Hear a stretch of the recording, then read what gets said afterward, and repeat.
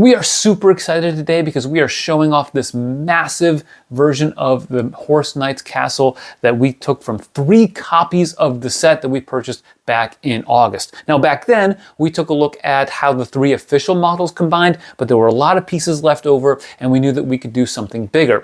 Well, we ended up going to rebrickable.com and finding some instructions that were created by Thestral Bricks, and we had a lot of fun putting this together. It took a lot of time, and we're going to do something interesting here. We're going to show you some of the cool details, talk about some of the trade-offs and the building techniques, and at the end, we're going to compare this to the gold standard of LEGO castles, the Lion Knight's Castle. Let's go.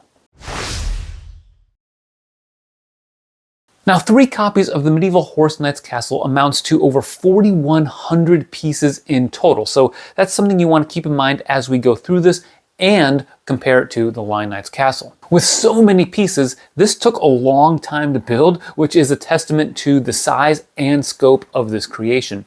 When stretched out, it comes to just over 3 feet long.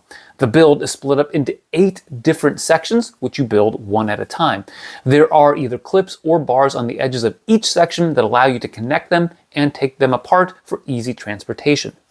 Another key component of this MOC is that it uses a lot of 1x4 dark blaze swivel hinges to add foldability to it. With 3 copies, you have 24 hinges at your disposal, and Thestral Bricks made sure to utilize them to make the final version very versatile. When you fold it up as a citadel, it's more compact, and the height of between 14 and 15 inches is much more prominent. Let's take a look at all of the different sections. We'll start with the main gate, which has a drawbridge that is a bit short, leaving a 3 to 4 brick high gap between the end and the top of the arch. There is a mechanism that should allow you to roll up the drawbridge, but I found that it didn't work. Theoretically, you could use the Technic mechanism to roll up the chains and close the drawbridge, then use this lever to release it, but it gets caught on the Technic connector. There are 2 towers bracketing the drawbridge, and these are very nicely done. First, unlike the main model of the official LEGO set, they are wide enough to fit minifigs inside. There are also these banners hanging from them that are fun and are repeated throughout the model. Above the drawbridge is a Horse Knight shield, communicating to all who enter whose domain this is. I also really like the flooring at the top of each tower with the wood planks placed. This is a nice theme that you see throughout the towers and walkways of this model. Flanking both sides of the main gate are taller towers, which are really well done. The water motif continues around the base, then you have some narrow arrow slits at the bottom level. Moving up, there are wood beams that provide some protection to defenders from raining arrows, and the walkways lead to some empty rooms that are cordoned off by doors. On the 3rd level, you have a little chamber with a desk and another room with a treasure chest. The exterior of the windows features some nice foliage, which blocks your ability to open the window on the left tower. There are distinct awnings above each 3rd floor window, which is a nice touch. The bottom of these towers includes a stable on one side with some hay and tools. There is no doorway though for the horse to enter or leave. The other side features a food stall with a carrot and a cauldron. The roof technique here is really nice. That uses these new corner slopes, and you'll see this technique utilized across different sections of the model. The narrower tower segments are sandwiched between longer sections. On the far right of the model is a section that has a tree growing out of the base, surrounded by plants and grasses of different shades of green. There are more windows that flip the 1x4 lattice fence on its side, and some supplies are on the bottom level, while the 2nd level is more of a walkway that has a shield. The top has a platform with battlements and another small tower. The other side is a stone wall with narrow arrow slits with timber posts supporting a Tudor structure on the 2nd level. I like the Tudor work, which starts with stacked tan bricks and black plates, followed by some snot work that uses triangle tiles and tan to a nice effect. The interior features a blacksmith shop on the bottom level with a fireplace and cauldron, an anvil, and some supplies. Above that is a throne room complete with red carpet, red plush seating, a fireplace, candles, and a flag. There is another tower above it that is narrow but has a telescope. One nice touch is the small chimney with white smoke emanating from it that connects to the interior fireplace. There are 3 more sections to the left that have some very interesting building techniques. The first narrow section has the typical stone wall with a banner, followed by 3 more levels of tower. This blue awning was pretty fun to build, using a flagpole with clips on it, to which you can attach some plates to form the awning. At the top of the tower is a cool corner window that adds some uniqueness to both the look and the build. Another window style that you see in this is repeated throughout the entire model, but I do want to shout out how impressive it is, using some brackets, plates, and a 1x6 tile, along with a 1x4 lattice fence placed on its side to create this nice looking window piece.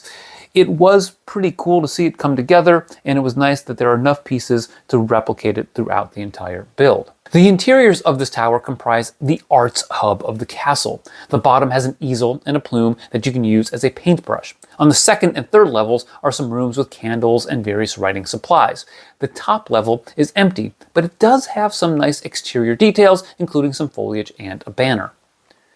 The penultimate section is a longer one that has some foliage popping out of the stone wall with a second level room. This room is difficult to access as the wall is solid and the top battlements don't lift off to allow better access for your hands. The only way to reach in is through the archways on either side, but these are partially obstructed by some awnings that look nice but are very fragile.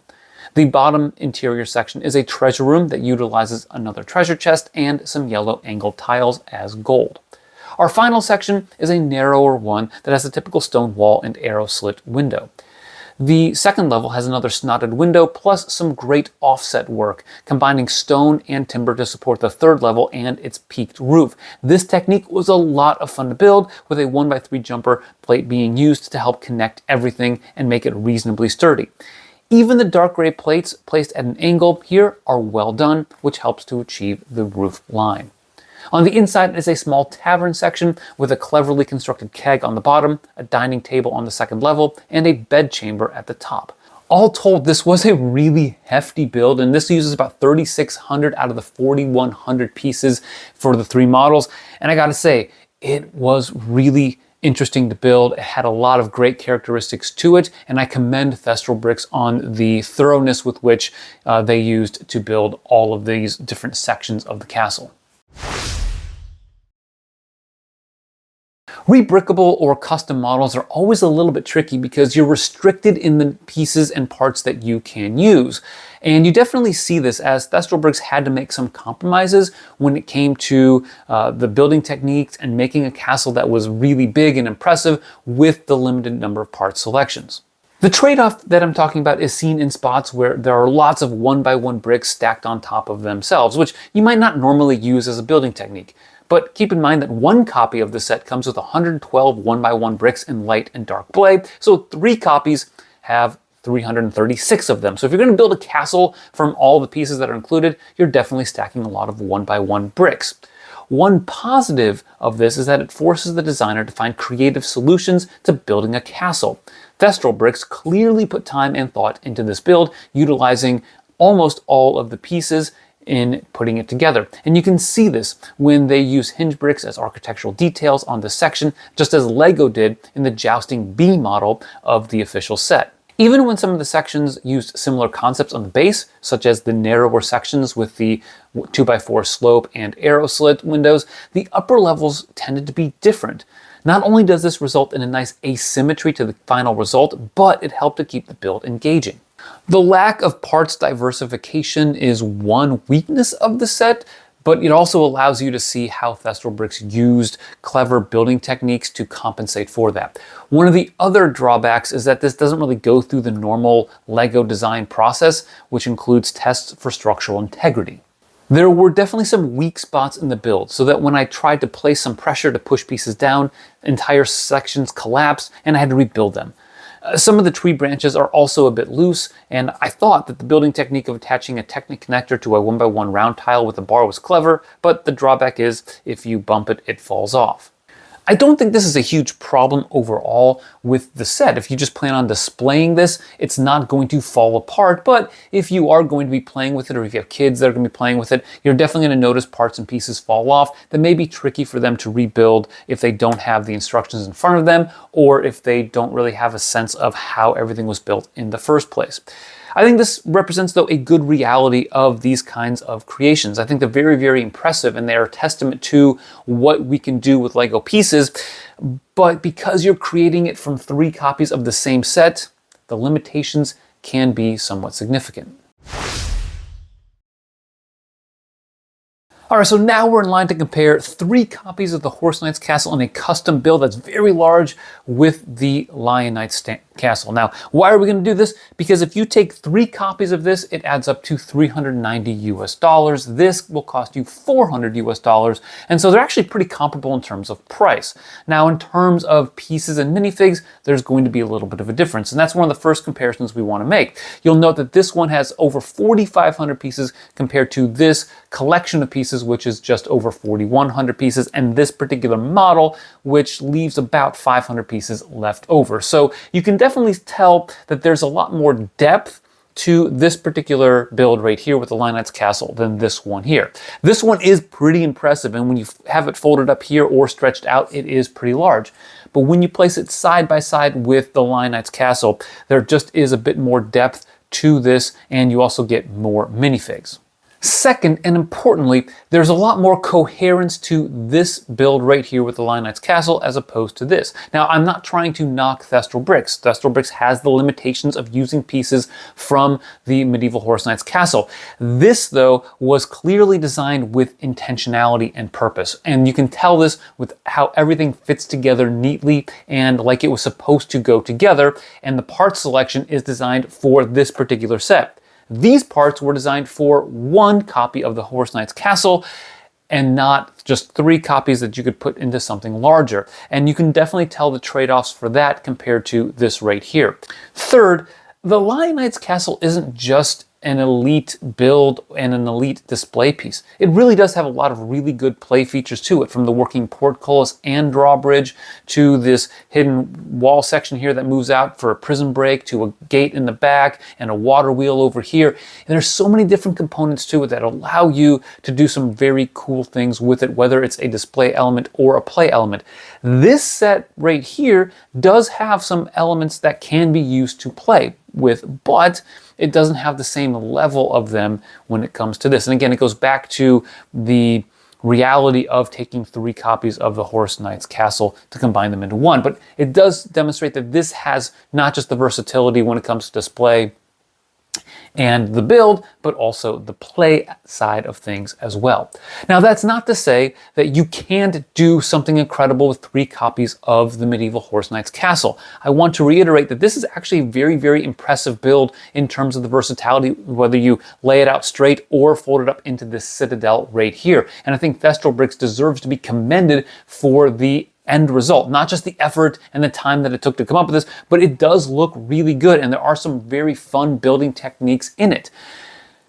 However, when this retires and is no longer available, and I think that's happening at the end of this year, that leaves the Horse Knight's Castle really as the one option that we have. And I wanted to show you what you could do with it in case you thought that, well, maybe we can replace the Lion Knight's Castle. And I think the reality is it's very, very difficult to do that in terms of getting the same quality of build, display, and play features out of this medieval Horse Knight's Castle.